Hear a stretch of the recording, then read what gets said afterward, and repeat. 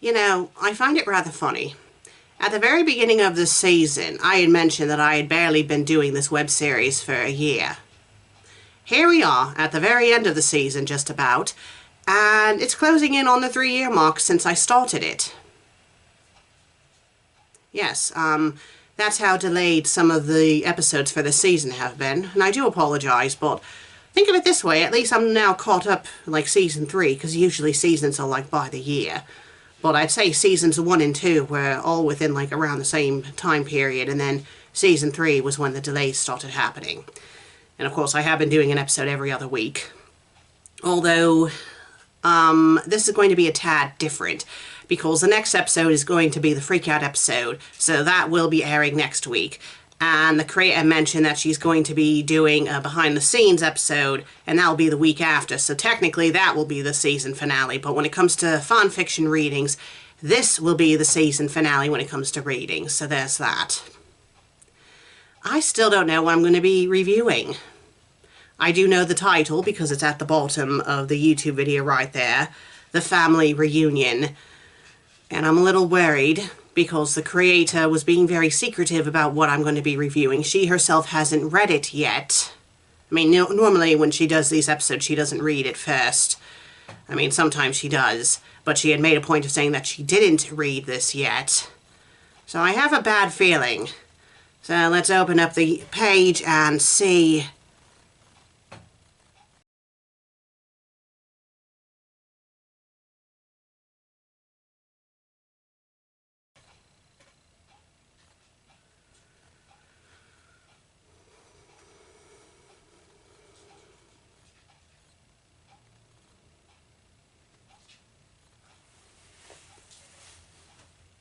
I can promise you that my family does not look like that, and that we don't have a bloody shape. You know, it's a very good thing that my family doesn't watch this web series and that they disowned me, because they would be very offended by that picture. I should have known this was coming. I should have known this was coming, but I'm going to try to keep my cool. Right, let's read the summary. The story, obviously, is The Family Reunion by Mylokitty. Let's read the summary.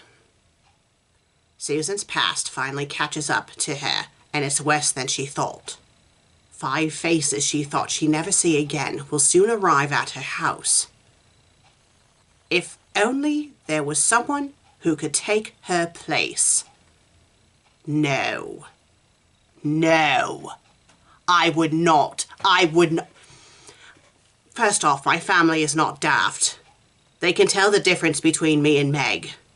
Meg does a pretty good impersonation of me, but they would still be able to tell the difference, because there are slight differences between me and Meg. I mean, you guys can't see it because we're played by the same person, but there are subtle differences. So, for instance, my eyes are more of a grey colouring, where Meg's is more green. Like, her eyes can look grey too, and sometimes her eyes can look very blue. But a lot of the time, her eyes are kind of greenish. Like, they have a greenish tint to them, where mine are more grey. There's one difference. Another difference is that Meg kind of has some greys forming around her temples, which I think you can kind of notice that with me when the web show is spying, because I believe the creator, her hair's the same way. But when the web show's not spying, I don't have greys at all. Meg's slightly older than me, not by too much, like a little over 4 months older than me. In fact, she's already 35. I'm still technically 34, but I will be 35 in March. So there's that. There are subtle differences. Either way, my family would be able to tell the difference. So if this story is going where I think it's going, it's not going to work. But then again, this is a Mylokitty story. In Mylokitty universe, we have red hair and we're super slobby. And we're idiots. Right. The long-awaited sequel to Susan's Bepping Problem. Enjoy. I honestly thought that The Unusual Addiction was supposed to be a sequel to The Bepping Problem, but I guess not. At least that means that this is not in the same universe as that story. Right. Rated Fiction T. English. Family humor. 3 chapters. And the word count is 4,999 words. Ha ha ha, ha ha ha, ha ha ha, ha ha ha. You're not funny. 6 reviews. 6 reviews. Who on earth has reviewed this? I'm just curious now. Mylokitty reviewed her own story, and I'm not going to read any of the reviews because it's going to spoil what happens. So it has 1 fave. I didn't see the creator on there, but again, she said that she hasn't read it herself yet, so that makes sense. So this was published or updated in November of 2024, and it was published originally on October 19th of 2024. It is complete. So we're now in the year 2025. Right, let's get this over with. Chapter 1. A letter from Toad Clock. Toad Clock.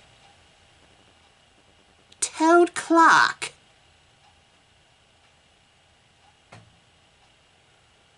Meg and Susan sat at their small cluttered kitchen table, the morning sun casting a golden hue across the mismatched dishes and the remains of a chaotic life lived together for over a decade.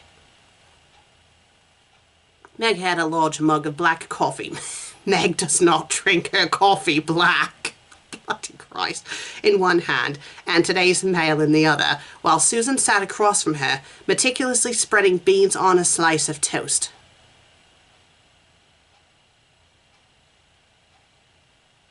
I don't like beans on toast, if I'm to be completely honest with you. Susan's plate featured a breakfast that Meg had once jokingly dubbed the most pretentious meal on the planet. Bangers, beans, eggs, black pudding, and Marmite-covered toast, all arranged with the precision of a royal banquet. You know, just because I'm English, that doesn't mean I'm all proper and... If only it didn't have the typically nasty appearance of British food. Susan had, of course, accompanied it with tea, steeped just long enough for Susan to make a long-winded speech about the virtues of a proper British brew. Meg yawned, lazily flipping through the mail. All right, let's do voice acting. How do you manage to make breakfast feel like a Shakespearean play every day? I don't. Susan lifted her nose a fraction higher and took a delicate sip of her tea. You know what? If she's going to have me be a snoot, I'm going to play myself as a snoot. One must uphold standards, Meg. Unlike you Americans, who seem to think an artificially coloured cereal and something called Pop-Tarts are suitable ways to start the day. Oh, I'm a snot. Meg rolled her eyes, but grinned. Maybe I should do the Boston accent. You know what? I think I will. Right. We get it. The king personally blesses your breakfast each morning. Okay, that was an atrocious Boston accent. She flipped to the next letter, her brow furrowed. Huh, this one's for you. Okay, that's a little bit better. Susan set down her teacup in an aristocratic clink. For me? Who on earth would be sending me anything? Probably some bureaucratic nonsense from your side of the pond. Meg examined the envelope. Nope. This came from your side, actually. What a weird name. Toadclack. Susan dramatically spat out the tea she had just sipped, spraying it across the table and even onto Meg. This was followed by a beat of silence as Susan's eyes widened and her body went rigid. Oh my God, Susan! Meg jumped back, waving her arms in alarm. What the hell? Susan's face turned a lighter shade of pale. Did you say Toadclack? Meg gingerly held up the envelope again. Yep, Toadclack, addressed to you. What's the big deal? Susan's hands trembled as she dabbed her mouth with a napkin, muttering under her breath, Of all the places, of all the people. Meg leaned in, giving her cousin a knowing look. What are you hiding, Sue? Susan looked away, clearly frightened, fighting an internal battle. After a moment, she exhaled dramatically, pushing her plate away as though breakfast had suddenly become unbearable. Fine, you deserve to know the truth. Meg, I lied to you. Meg raised an eyebrow. About what? You think Boston clam chowder is pedestrian? Because, yeah, I already knew that. No, this is serious. Susan's voice wavered as she fidgeted with a napkin. You see, I'm not really from Berwick-upon-Tweed, of course. Of course. So because you don't like that I don't actually come from a village, you decided to make it so in this story that I do come from a village. Whether you like it or not, Mylokitty, I am from Berwick-upon-Tweed. So there. You can do whatever you want in fanfiction, but that doesn't change the fact that that's where I came from. So there. Meg blinked. Okay, and? I'm from Toadclack, Susan said, wincing as if the very name hurt her. Meg stared at her. Toadclack? Oh, I'm sorry, I'm supposed to be Meg. Toadclack? So it's a real place? Susan sighed, lowering her head into her hands. Unfortunately, it's all too real. Toadclack is, well, how do I put this? It's a tiny, wretched little village in the middle of nowhere. Population, 27 people and 89 sheep. You know, honestly, I have not heard of this place, so I'm going to look it up and see if this is, in fact, a real place.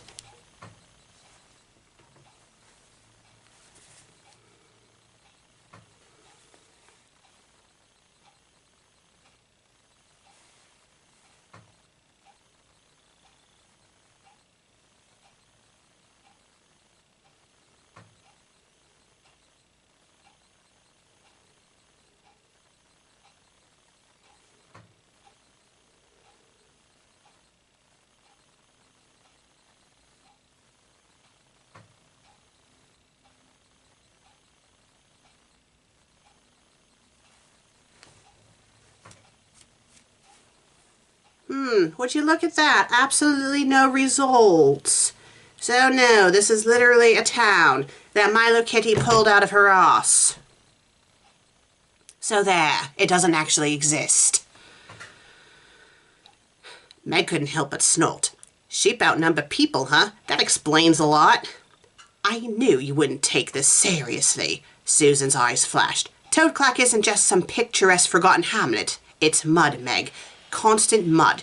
Everywhere. Since it rains every bloody day. And when it's not raining, there's fog.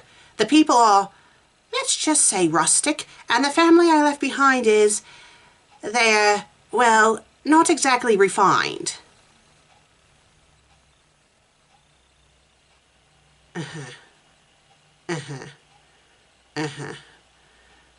It's a very good thing my family doesn't watch this web series.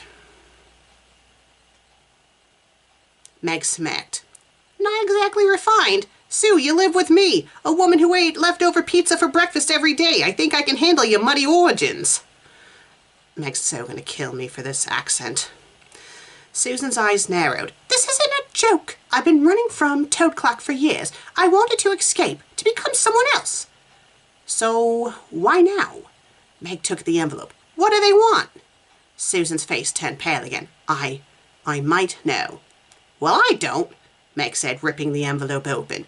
Susan watched, dread growing on her face as Meg unfolded the letter and cleared her throat dramatically before reading out loud. Dear Susan, we recently learned of your performance at the burping contest in Boston. Meg paused, her voice suddenly full of amusement. The burping contest? Really? What was that, ages ago? What took them so long? Susan groaned, putting her head in her hands again. It was years ago. I thought I buried that memory. Meg continued, grinning. It's embarrassing that we found out so late, but we have an excuse.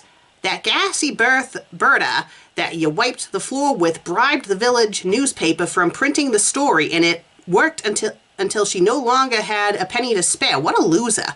To make up for this, we will be arriving in Boston soon for a personal and private conversation. We hope, unlike the last time we spoke, this one will bear better results. Yours sincerely, the family. There was a beat of silence. Then Meg burst out laughing. Are you kidding me? They only now found out? I nearly forgot that you, prim and proper, sea-tipping, toast-perfecting Susan, won a novelty burping competition. Yeah, she's so gonna kill me for this accent. I'm not even doing a good Boston accent. Susan's head jerked up defensively. It wasn't just any contest. It was a burping contest, all right? Burping is what Toadclack is world famous for, and I was among the best. In fact, the first thing I did when I was born was to burp, so my parents trained me all my childhood to be the best burpist of them all. Meg was practically wheezing with laughter now. No wonder you lied about your past. Every near detail I find out is hilarious, and your family is coming all the way to America because of it. I can't breathe. Stop laughing, Meg. This is serious. The last time I saw them, years ago, they were very upset with me about a similar, situation. Meg's laughter slowed, and she wiped a tear from her eye. What do you mean? This happened before? Susan shifted uncomfortably. There was an incident back in Toadclack. I had enough of a career my parents enforced on me. I refused to be a burping showgirl for the farmers of Toadclack, so I faked getting surgery that would prevent me from burping. In reality, I drank chemicals that inflamed my throat, resulting in me barely being able to speak, let alone burp.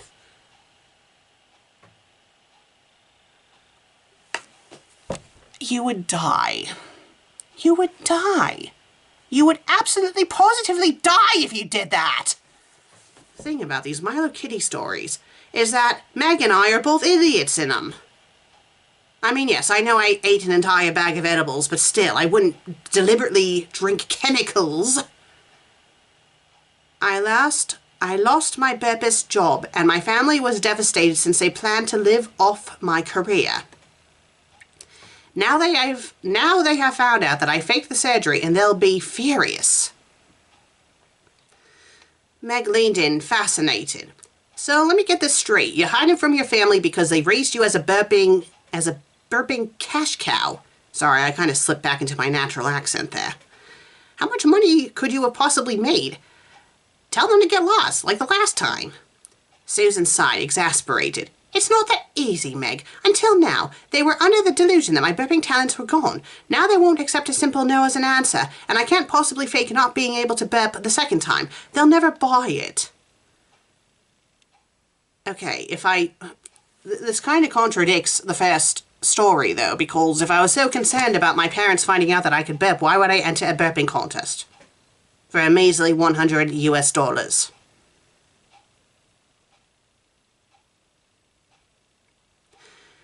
Meg chuckled, her laughter gentler now. Oh, Sue, you've been running from your burps all these years. Susan rolled her eyes. The problem is that they'll force me to burp, and then I won't be able to get rid of them. What am I going to do when they show up? Meg started to look worried as well. They can't take you away. We'll get through this together. Susan then looked at Meg and said, That's it. You're going to face them and to pretend to be me. I would not force Meg to pretend to be me to deal with my None of their tricks can work on you. We look identical. You just need to learn to talk like me, and you'll be able to fool them. Meg does a pretty good impression of me. She does a goofy impression of me, too, especially if she's annoyed at me, but she does do a pretty good impression of me. I'd say her impression of me is better than my impression of her. Should I face them? You can't be serious. Please, Meg, I'm begging you. I'll do everything. I won't make haggis for a decade. Meg wasn't pleased, but the thought of not needing to taste Susan's concoctions for 10 whole years was tempting. I don't force Meg to eat things she doesn't want to eat. We actually do quite well, you know, compromising what meals we'll do and stuff. And I actually do like American food very much. I'm not a snot like this story tries to imply that I am, but I digress. Fine. Oh, sorry, I'm supposed to be Meg. Fine, no haggis and also no jellied eels. Not my jelly eels, they're a British staple. Meg gave Susan a dirty look. She still hadn't gotten over the ordeal when the neighbours called the police because of a foul smell emerging from the house. It turned out it wasn't rotting corpses, but just the smell of Susan's food. Susan realised she had to make a compromise. Fine, but I can eat that when I leave the house. Deal, Meg commented before sighing. She knew that a tough week awaited her. All right, one chapter down, 2 more to go. Chapter 2, A Crash Course in Proper Britishness. For the first time in her life, Meg found herself sitting at the kitchen table not with a cup of black coffee and a pile of unopened mail, but with an English-to-English dictionary, a notebook, and a cup of Earl Grey. Across from her sat Susan, peering over her teacup in a self-satisfied way, as though presiding over a royal court. Yes, because all British people are the Queen of England. God rest her soul. "Repeat after me, Meg," Susan said with the calm authority of someone who knew they were right. "There is no such thing as American English. There is English and then there are mistakes." Meg sighed, resisting to roll her eyes. Okay. "There's no such thing as American English," she mimicked, her strong Boston accent still clinging to every syllable. I didn't do the Boston accent for that bit, so maybe I'll try to for the next bit. Susan winced. "That's not even remotely close. Where's the refinement, the grace? You sound like you're about to announce the starting lineup at a Fenway Park." Meg grinned. "I like the way I talk. It's got character." "It's got something," Susan muttered before straightening herself. "But for this plan to work, you must become me, and that means you must speak properly. None of this wicked, awesome nonsense." Meg set her shoulders and cleared her throat, suddenly more serious. "Fine, let's try again." The next few days were a whirlwind of linguistic and behavioral training. Susan worked tirelessly to strip Meg of her beloved Boston accent, determined to turn her into the perfect imitation of a posh British lady. "First you need to elongate your vowels," Susan instructed one morning, pacing the kitchen. "Say, 'I would like a cup of tea.'" "I would like a cup of tea," Meg repeated, dragging the words out until they felt unfamiliar. "Better?" Susan nodded. "But you're still using that aggressive Boston tone. Try to sound more detached, aloof, like everything in the world is mildly disappoints you." Meg frowned, attempting to summon the feeling of mild disappointment Susan seemed to live in. "I would like a cup of tea." She tried again, her voice flat and listless, like she'd spent the whole day sucking a lemon. Susan beamed. "Yes, that's the spirit. Now let's review what we've learned in your new dictionary." Meg opened the English-to-English dictionary with a dramatic sigh, flipping through its pages. The dictionary contained British terms and their American translations, basically a long list of words Meg hadn't realized existed. Chips are fries, crisps are chips, trousers are pants. How do you people survive over there? It's like a puzzle. "This is survival, Meg," Susan responded sternly. "They'll catch you in a second if you slip up and say pants." Well, sometimes English people do say pants. I've said it a few times myself. Well, then again, it's probably because I live with an American. And if to break the fourth wall, I am played by a bloody American. But still. Yes. Oh, wait. I'm supposed to be Meg. I'm not sure if she's supposed to be doing the accent when she's speaking. When she's not pretending to be me, I think I will speak with the Boston accent, even though Meg... I mean, in my opinion, she does have a Boston accent, but I don't think it's, like, as exaggerated like this story tries to pretend it is. It's more mild. It's more mild. I would say it's closer to, like, a Worcester accent, because, you know, we live closer to Worcester than Boston. But I digress. I mean, I will note that when Meg's with her relatives, the accent does become more strong and stuff, so I digress. Right, so let's be Meg. "Yeah, because nothing's more embarrassing than calling your trousers pants," Meg muttered sarcastically, but she continued studying. As the days passed, Meg's Boston twang faded. I mean, she wouldn't have to lose her accent. I mean, again, I can make myself sound like Meg, and Meg can make herself sound like me. We've been living together for over a decade. Almost 15 years. Yes, yeah. Yeah, no, actually, it has been 15 years. Yes, it has been 15 years, because I moved in with her a little over 15 years ago. It was after the New Year. It was after the New Year, so yes, we have been living together for 15 years. So she wouldn't have to lose her speaking voice to sound like me. This story is just... And she began to speak more like her third cousin. Her attempts to complain about the weather, grumble about the poor service in the shops, and feign interest in sheep grew more convincing. Susan even took Meg out to the local farmer market to practice being British, much to the amusement of everyone there. Meg learned how to engage in the usual toad-clack conversations, the ones Susan had dreaded her entire life, endless debates about the best way to shovel mud, whose chickens laid the most watery eggs, and of course, which village's sheep had pronounced the finest wool. Okay, maybe I can... No, I think I'll still do it with the Boston accent. I mean, it's supposed to be a deal that Meg's losing her Boston accent, but let's be realistic. She wouldn't lose her accent. Why does everyone talk about the mud so much? Meg asked one evening after a particularly exhausting day of practicing her new Toad-clack persona. It's all there is in Toad-clack, Susan replied with a sigh. Mud and sheep and endless dreary weather. Sounds like a real party. Meg deadpanned as she began to understand why burping became such an important source of entertainment in Toad-clack. But Meg was determined to master her role, if only for the sake of saving her cousin from what she suspected was a fate far worse than death, being dragged back to the muddy, sheep-infested village she escaped. Oh no, that wouldn't work like that. I mean, my parents did try to drag me back to England last time we had encountered each other, which caused the big blow-up and then them disowning me. But, you know, I'm a grown adult. I didn't want to go back and they couldn't force me to. And frankly, I'm glad I didn't.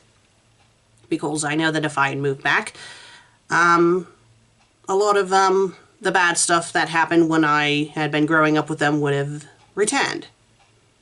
And I'm not going to go through that again. I mean, this story is making my family just seem like, you know, just people from a tiny village. But no, my family is a bit different. A bit different than that. And that's all I'll say, because what happened between me and my family is none of your business. All I'll say is that things ended very badly. So, yeah, no. I stay with Meg permanently. Wherever she goes, I go. I'm not going back to my family. I'm never going back to them. And no work of fiction will ever change that. By the time the last 2 days rolled around, Meg had a passable British accent and could maintain a stiff upper lip even the most tedious conversations about wool. However, one final task was to prepare a proper British feast for Susan's family. Susan, who had been unusually jittery, spent the hours in the kitchen. So, I have a question. Am I going to pretend to be Meg when the family shows up? Shouldn't I be taking lessons on how to be a proper Bostonian? Whipping up a dish after dish of traditional British cuisine, Meg, who had been sent to the living room to stay out of the way, peeked in every now and then, only to recoil in horror at the sight and smell of what Susan was preparing. That thing. Meg pointed at a pie with whole fish heads sticking out of it. Is what you're serving to your family? Susan didn't even look up from her work. That's Stargazy pie, dearie, a Cornish classic, perfect for making a good impression. Meg wrinkled her nose. If you served that to the Donner Party, they'd still probably eat each other. Susan frowned, but carried on with her list. Lardy cake, toad in the hole, black pudding, mushy peas, and something that looks suspiciously like an ice cream tub, but with an off-putting greyish hue. What's that supposed to be? Meg asked, eyeing the tub. Tripe-flavoured ice cream, Susan answered casually. It's for dessert. Meg recoiled. Are you trying to scare him away? Well, that was really atrocious, Susan. I should just try speaking as Meg's normal voice, because obviously I can't do an actual Boston accent. It's traditional, Susan replied. Don't you have some desserts with a less acquired taste? Of course, dear. Why don't you try that lemon jelly? Susan said as she pointed at the transparent yellow dessert. Meg was surprised. It looked edible and smelled like it might even be pleasant. She grabbed a spoon and was shocked. This actually tastes good, and the texture's almost silky, like being jelly-like. Of course it is, dear. I didn't use gelatin for it. Inseglass is what made it set. I never heard of that. What is it made from? asked Meg. It's a herb, said Susan quickly, turning away from Meg. Meg knew something was up, so she looked up the answer to a question on her smartphone. The results made her face turn white. She dropped the spoon and yelled, "You made me eat fish bladders!" How would that be a herb? Fish bladders are not herbs. But gelatin made out of calf feet is fine. Do you realize how much trouble I had finding, hunting down, and cutting open a critically endangered sturgeon? I would not go and deliberately kill an endangered animal to make a feast for my ungrateful...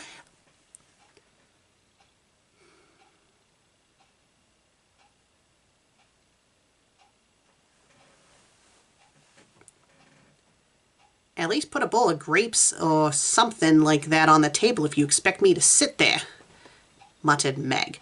Grapes? The ones I had in Britain were tasteless. They're only good for wine. Also, I have a weird feeling that something odd might happen if I tried them. Ha ha ha ha ha ha ha ha ha ha ha.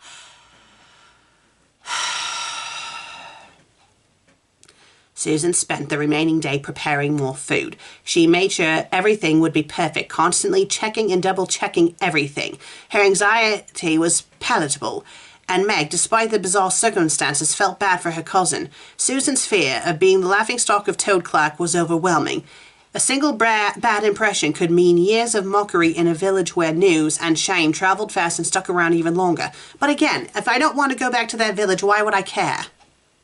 Why would I care? And why am I going through so much effort from my family in this story?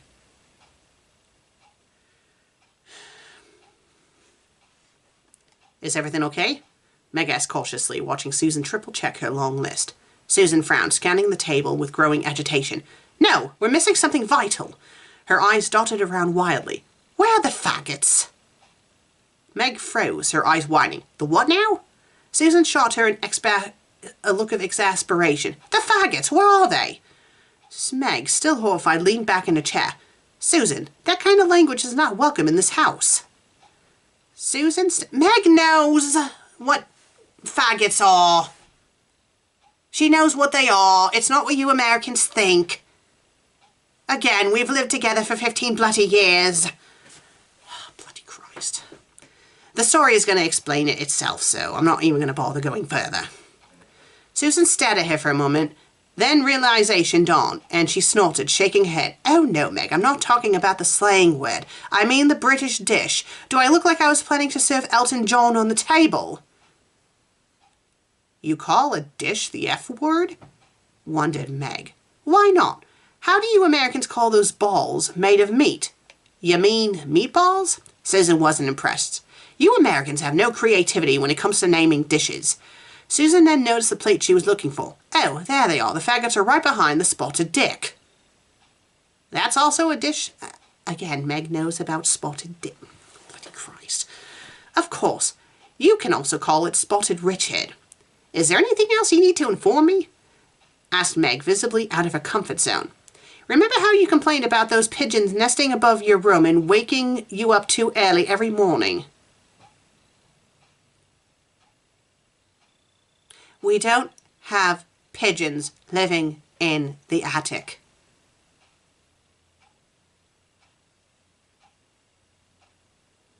I will admit this room is a little bit cluttered. But it's normal clutter. We have a normal clutter for a house.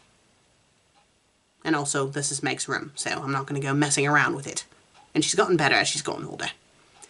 But we're not slobs. We don't have problems where we have, like, beds living in the house and all this other nonsense and...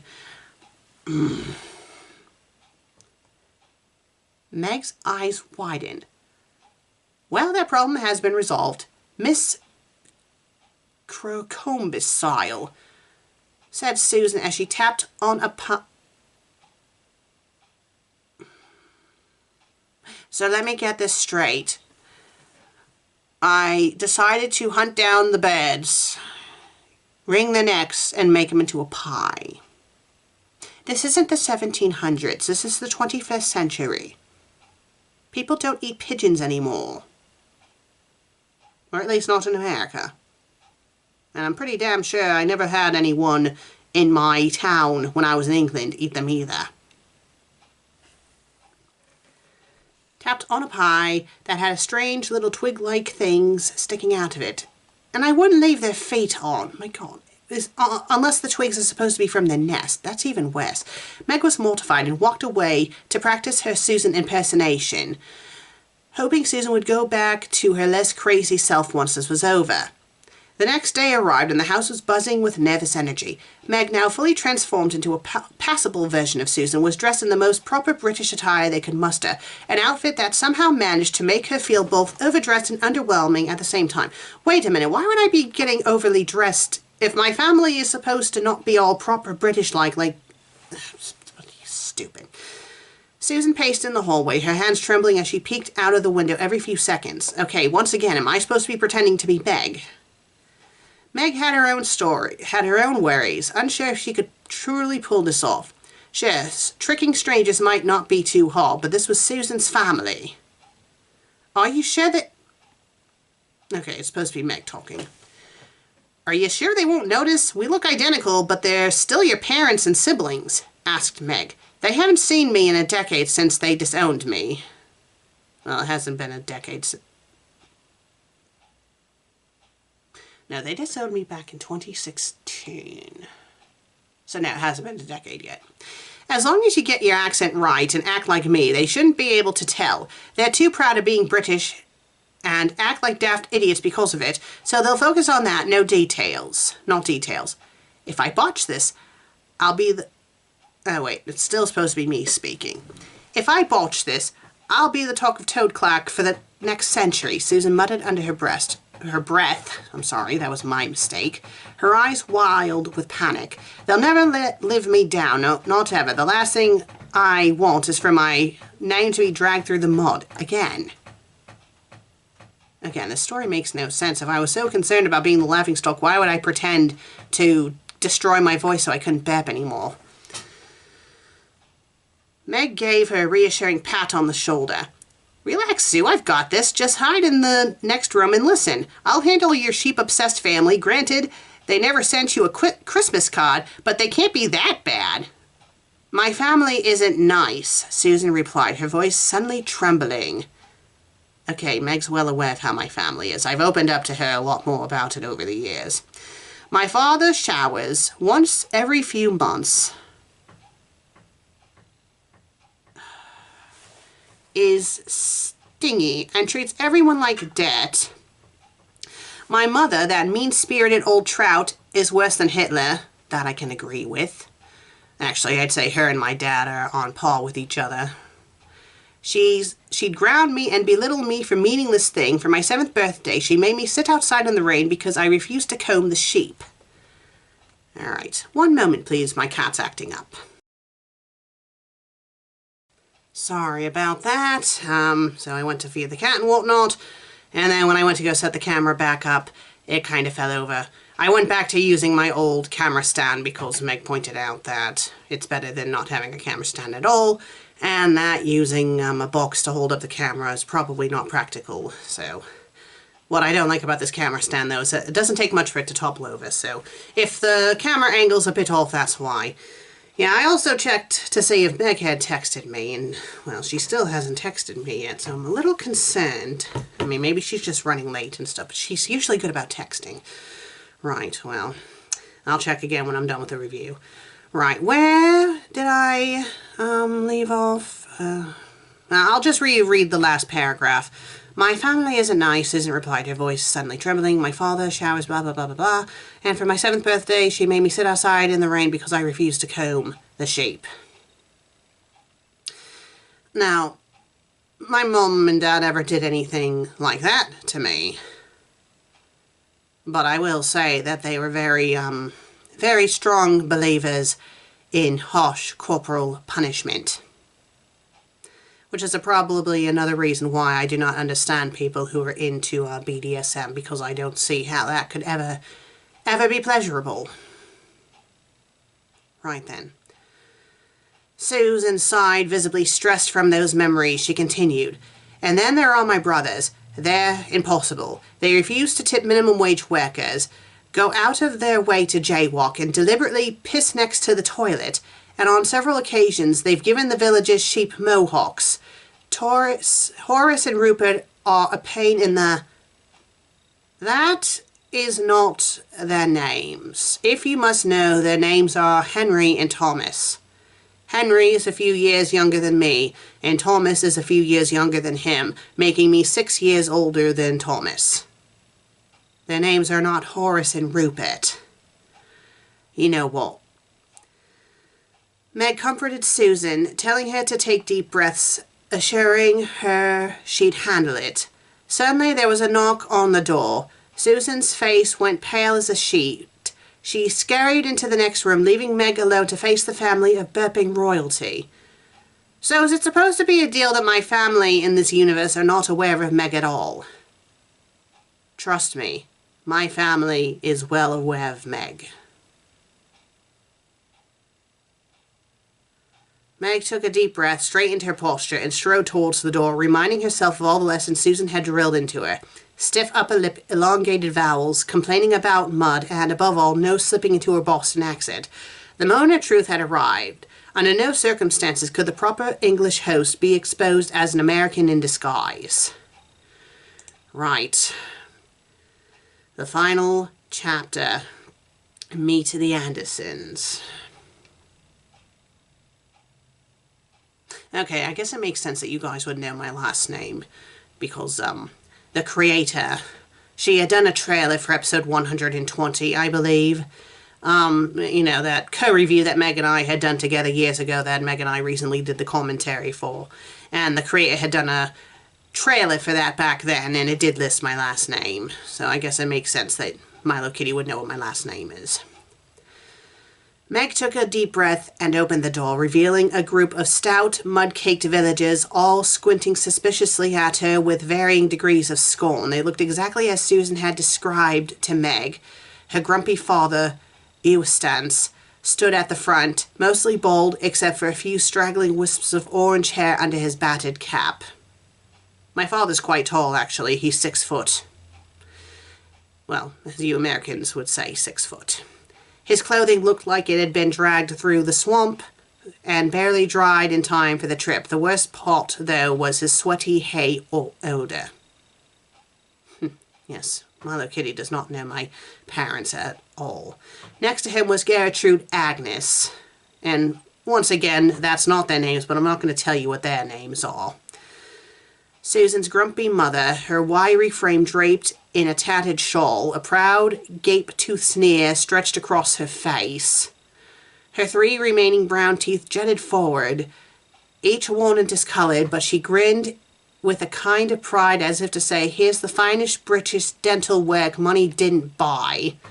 Again, my mother looks nothing like that. Picture me, but with a lot of grey and way more well, okay, picture me like I was in the old web series. Constant frown. Yes, oh my god. I did not know how to smile back then. This was me in every episode that I showed up in. Make such a bloody idiot. I don't know how to smile. I'm a bitch. Bitch, bitch, bitch, bitch, bitch. That's my name. My name is actually Bitch. Okay, enough making fun of myself. Behind them lurked Horace, Henry, the older brother and hulking glutton, already licking his fingers, and Rupert, Thomas, the younger brother who exuded a sinister as he scanned the hallway like he was already planning his next con. Bringing up the rear was Martha, the village's wisest sheep, bleating judgmentally from behind them. They wouldn't, even if we did own sheep, my family would not be able to bring a sheep with them, let alone cart it all over town. The moment of truth had arrived. Meg pasted on a calm, proper expression and gave them a stiff nod. Welcome, she intoned with her best attempt at aloof dignity. Do come in. Eustace grunted as he barreled past her, immediately shuffling towards the kitchen table where the food was laid out.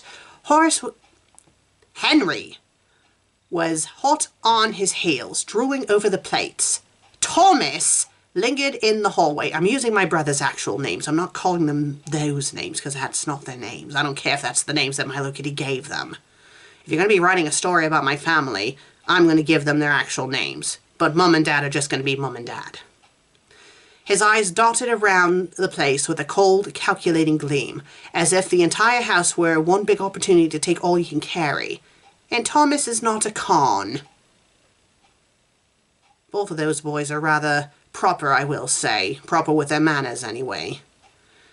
Only Gertrude Agnes hesitated, squinting at Meg with a look of outright contempt. I've seen you've gone and gotten yourself some of those ghastly American teeth. Gertrude sneered, her lip curling in disgust. All shake and shiny. Not at all like real proper British teeth. My teeth are real. Not everyone in England has atrocious teeth, thank you very much. Christ. Quite right, Eustace chimed in from the dining room, all flashy and pearly, no character in them. Thank you, Meg stammered, unsure of how to respond.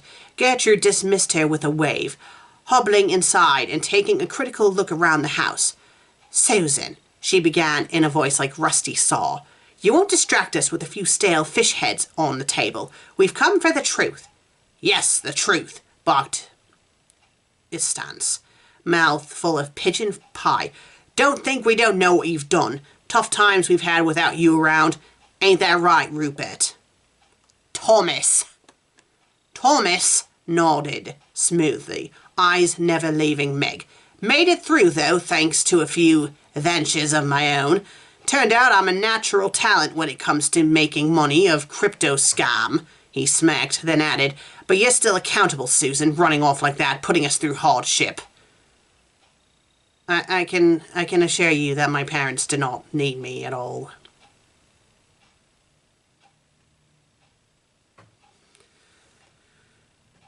Yes, Gertrude chimed in, her eyes narrowing. And this house, how can you live here? No room for livestock, nowhere to air out your woolens, and the weather, so much of this disgusting sunlight. How do you not miss the pleasant toad-clack fog? What were you thinking when you moved to a place where they drive on the wrong side of the road? Honestly, how can you call this living in civilization? Meg stiffened but stayed in character, nodding dutifully and keeping her face a mask of calm British restraint. She'd gotten this far. She just had to keep up the charade a little longer, but Gertrude's squinty-eyed gaze grew even more suspicious. Still, this is a discussion we five must have with the real Susan. You silly yank don't even look like her. Where is my daughter?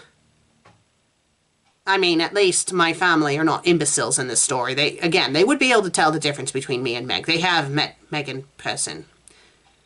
Yes, because what caused to the final blow-up was them coming here unannounced.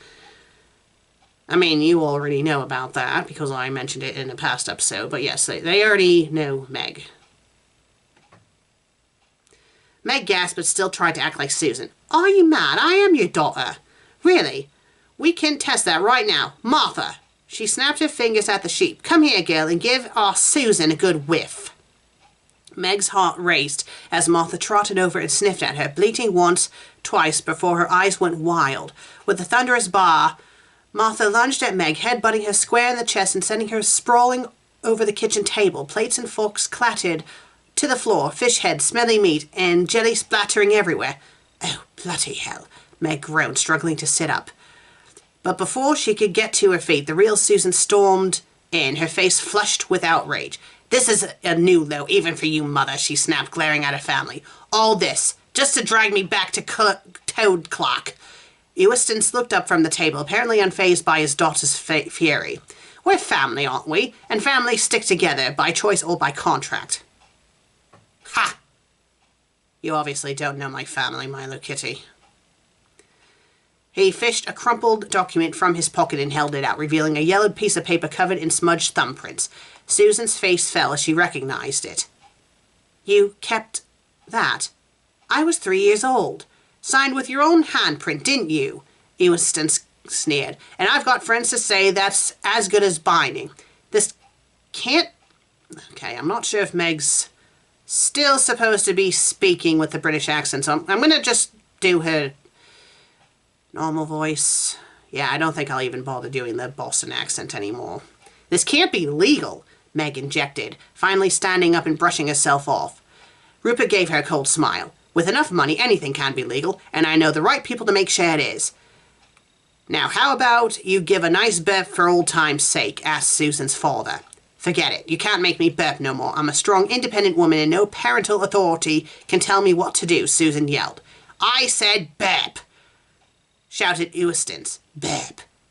Susan instantly covered her mouth in shame. She couldn't stand that her body betrayed her. All those years of training by her parents still had consequences. Stop it! You can't take her! She belongs here! Shouted Meg. Susan is our daughter, therefore she is our property, said Susan's mother before laughing like an evil witch. Again, no, they wouldn't be able to drag me away. It's not like I'm a child. I'm an adult. They wouldn't be able to get away with this. Susan was momentarily speechless, her fist clenched as her father leaned back in his chair, smug and satisfied. Well, now that that's settled, he said with a smirk, how about you serve up some more food for us, Susan? Susan's eyes blazed with defiance. The only thing I'm serving up is my boot out the door, father. How about you get your wrinkly ass out of this house and go feast somewhere on a turkey, you shellless oyster? Euston scowled, his face darkening. Being compared to a mollusk is one thing, but to imply a British stud like him should feast on American poultry was too much. Mind your tone, girl. He rose slowly, unbuckling his belt, and balked at Henry. Help me remind her how we settled things back in Toad Clock. This was it. The hair that broke the sheep's back. Without a word, Susan reached into her waistband, drew out a small revolver, and aimed it squarely at her family.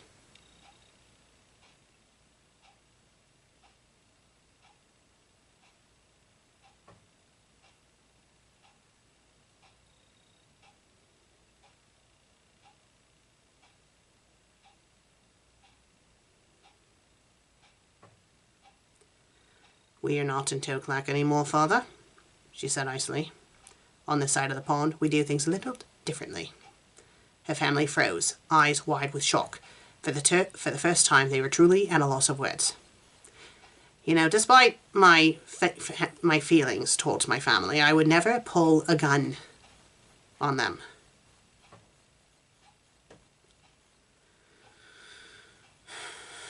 Gertrude's hand fluttered to her chest in horror. But that's not the fine British way. Susan smirked. Good thing I'm not British anymore. Since you've last seen me, I have become a naturalized American. Now, get off of my property. Susan yelled, and the Anderson family sprang into action. Rupert jumped on to Martha's back, gripping her wool as she bolted for the door. Henry scurried after them, slamming the door shut with a loud bang. Eustance... Rupert jumped, so... Rupert's supposed to be Thomas, I think. I don't know. I don't care. Eustance, determined not to lose out, made for the door, but tripped over a chair and barreled through it, taking the door down with him. Gertrude, in a final act of desperation, launched herself through the nearest window, knocking the frame out in her escape. The house fell silent, save for the echo of hoofbeats and muffled yelling as the Andersons scrambled away down the road. Meg stood by the overturned table, speechless, while Susan calmly put down the gun and picked up a teacup. Guess that went better than expected, she said, taking a sip of tea with a satisfied smile. Meg let out a shaky laugh. I never thought I'd be rammed by a sheep in this house. Thankfully, no one got seriously hurt, and things worked out in the end. Susan raised her cup in toast. Welcome to Toad Clock Family Reunions, Boston style.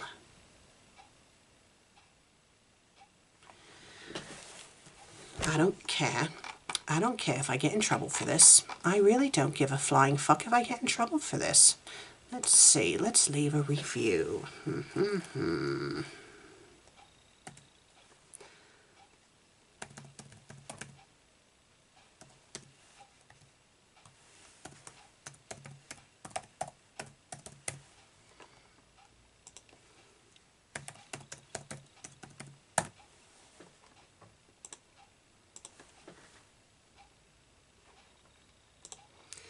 I really don't care. I don't care. I don't care if the creator gets cross at me. I really don't give a crap. I'm leaving a review.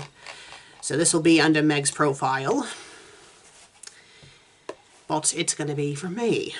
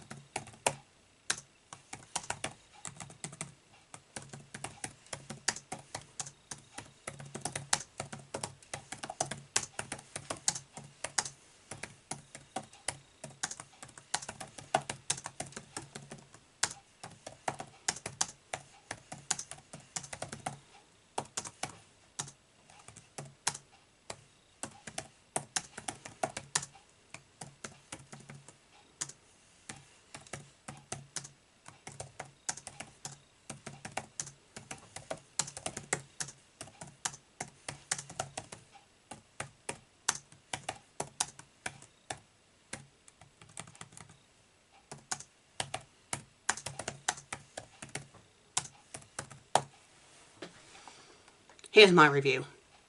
This is Susan. Again. Sawed off. Sawed off to your cat as well. Despite my current relations with my family, I would never pull a gun on them. I also would never force Meg to deal with them on my behalf. So sawed the fuck off. Regards, the FanFic Critic. P.S. I don't want to hear, creator. Post. There we go. So, I will say, well written. I didn't notice a single typo at all. Yes, well written. Well written. That's all I can really say. This story, it was an embarrassment to my actual family. You know, they've disowned me and stuff, but a part of me will still love and care about them, and this was a complete insult to them. This was a complete insult to me. This was a great, great insult to Meg, that I would try to make her pretend to be me to deal with my family. I would never do that. This story was just insulting. It was insulting. I mean, the best I can say is that it was well written. That's all I can really say. It was well written. I mean, there's really nothing else to say. I mean, it was just trying to be deliberately as offensive as possible. I mean, I will give the story credit, at least when my family started to get violent with Meg, I did step up and put an end to it. I'll give them credit for that. But, you know, aside from that, it was just insulting.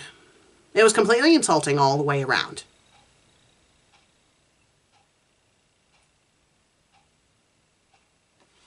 Right then. I'm just going to check Mylokitty's library to make sure I don't have an itchy situation. Night of the Werecat. The Big Sail. It came from the sea. The rise and fall of the lesbionic woman. The creator's severe punishment. Susan, the mortal. Mommy dearest. Death becomes her. The Queen of Farts! The Queen of...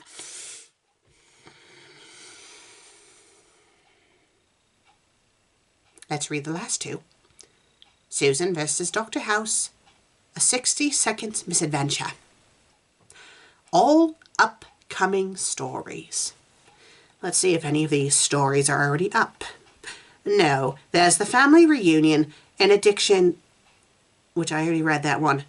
Susan got run over by a reindeer. It's a very good thing I didn't have a Christmas special this season. And it looks like the rest are all the other ones. So, yes.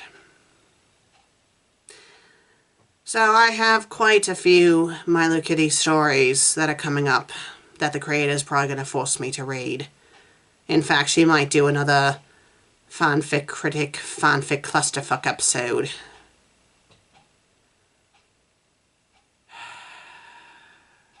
The Queen of Farts. Who wants to bet that's going to be the next sequel to The Bepping Problem?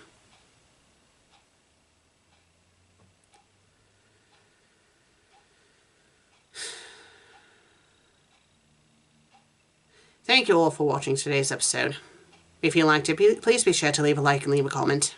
And if you haven't done so, please subscribe. I would greatly appreciate it. I'll see you all in the next episode. Until then, cheerio.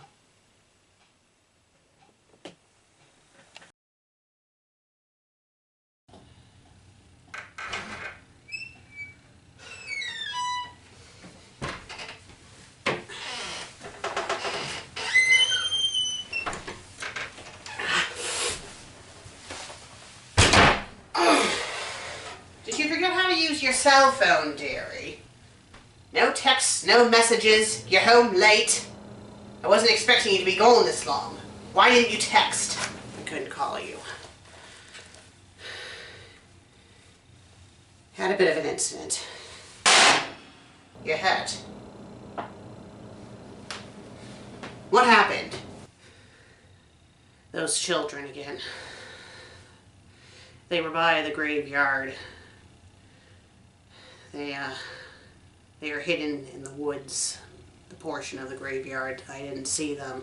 You know, I'd been flying up higher to try to avoid them. And, well, they got me once again. Got me in the side. Sensitive spot.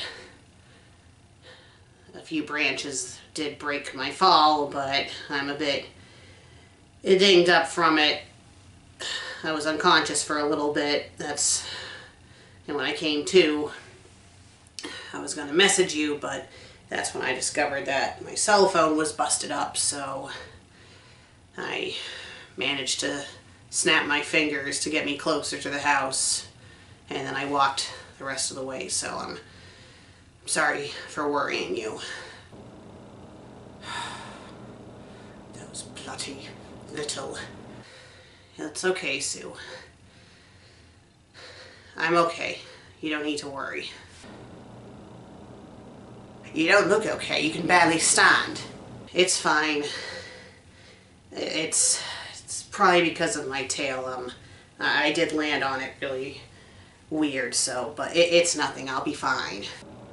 Well, maybe you dislocated a few bones. Here, let me take a look. Sue, really, for once in your life, can you stop being so bloody stubborn? Now, let me take a look at your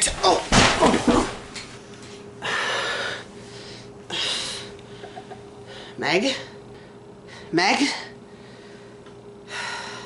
Bollocks.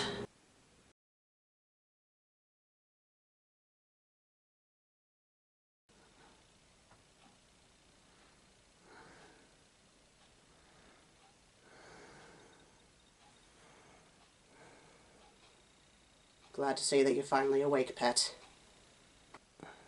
What happened? You had fainted when I had, grabbed at your tail.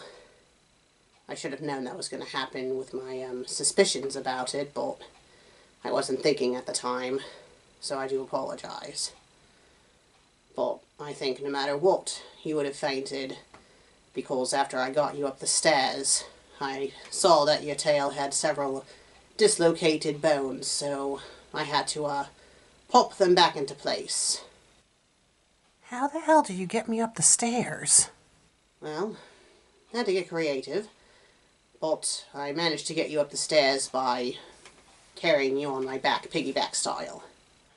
You know, I appreciate you putting me in a comfortable bed, but Sue, you really shouldn't have done that. I know, I shouldn't have done that.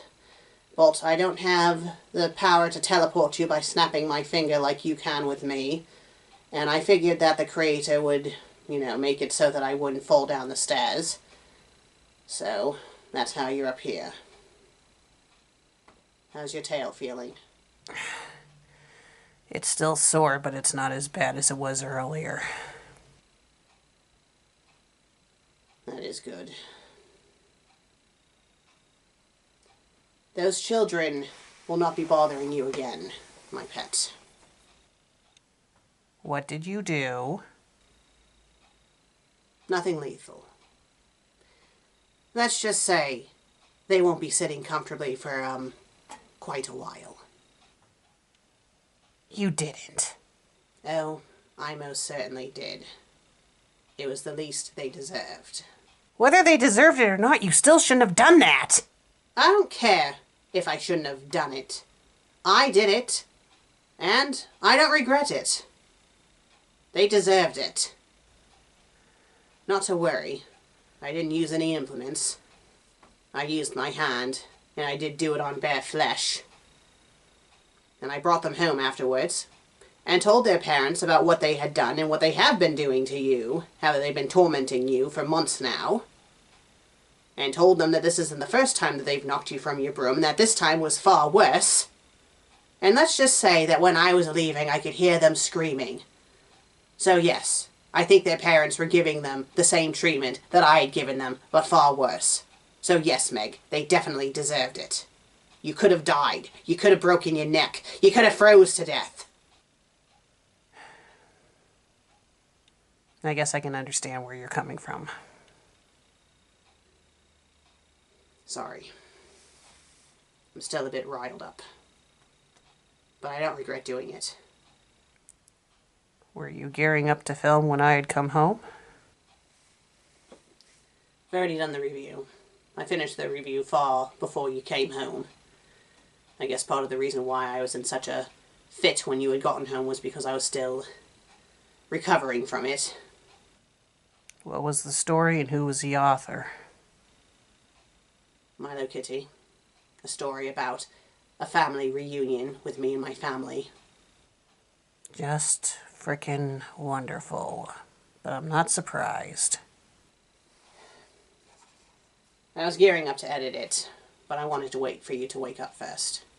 Okay, you didn't have to do that, but that's okay. I'm going to tend to your tail. Is that okay? Okay, I guess that's fine, but how are you going to go about doing that? Well, maybe rub it a bit. That'll help with the soreness. Can't really put the icy hot on it because, you know, it's furry and I don't think you'd fancy me shaving it. Definitely not. Right, so I'll be as gentle as I can, Meg. How's this feel? It feels fine. That's good. You know, I was a bit curious about why you had fainted when I had initially grabbed at your tail. I didn't think I was being that rough with it, but I suspect that there's something about this appendage that you're not telling me about, dear. You see, I've been reading up on Dragon Ball ever since the creator gave you this, and there's something peculiar about Goku's tail that I've noticed. That when he has his tail, he turns into a gigantic monkey when he looks at the moon? No, not that. The creator already informed me that you won't turn into that thing if you look at the moon, and besides, I already tested that theory. Although it does explain why you were hesitant about looking at the moon. But no, the other thing I'm referring to is Goku's weakness. I'm assuming it's the same with his tail for you. Yeah, it is. Now, does it normally cause you to faint when people grab at it? No, it just usually it makes me lose all my strength. It doesn't even really hurt. The only reason why I fainted was because it was already sore and you grabbing at it just was too much for me to handle. That makes sense. I do wish you had told me, though, Meg. Well, I was thinking about telling you, but I don't know, it's kind of an awkward thing to talk about. So that's why I didn't mention it. That is true. I guess it would have been a bit awkward. But it does explain why you get very finicky when the cat goes after it. Although he's been good about not going after it. He was kind of eyeballing it earlier while you were unconscious, but I shooed him away. Weakness or not, I imagine that your tail is still very sore from having several dislocated bones. Yeah, and him biting it. So thank you for preventing him from doing so. Does that feel better? Yeah, it does, Sue. Thanks. That actually is helping a lot. Good. But you do need to be more honest with me about stuff, Meg. You know, I thought after our little, incident a couple of years ago that you were going to be more honest with me, and you had been about some stuff, but as for other stuff, not quite. Not to worry, I won't put you through an exercise like that again. I know that night I had said that I didn't regret doing it, but I do regret doing it. Even in this state, I do regret doing it. You're in a state like you were that night? Oh yes, it's like that night. Maybe a bit more rage involved. And maybe, when I'm of better mind, I might regret doing what I did to those children. But, honestly, I don't think I will regret it. Because again, they did deserve it. They deserved worse than that, but at least there is some gratification that their parents gave them the same medicine. Regardless on if their parents gave them that same medicine or not, that's not something that's really appropriate to do these days.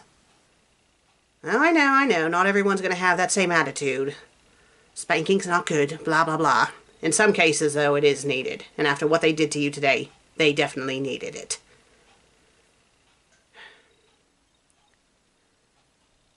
That night that you had held the blade up to my throat, it wasn't death that I was afraid of.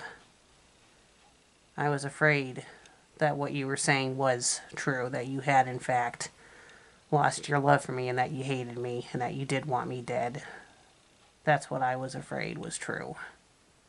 I wasn't afraid to die, though. Well, I didn't mean what I had said. Again, I had only said that to get a reaction from you, to try to get you to admit your fear. I think that's the part that I do regret. The biggest part that I do regret. I mean, I do regret holding the knife up to your throat as well. I did have it up against your skin. And thankfully I didn't actually cut you with it, because I would have felt worse about it once when I came to, but I do regret what happened. And I didn't mean what I had said. I know that now, Sue. Right then. I want you to rest for a bit. I'm gonna finish editing the episode. Well, actually, get going on editing the episode. And then I'll make us some dinner. And I'll wake you up then, okay, pet? Okay. Thank you, Sue. Right then.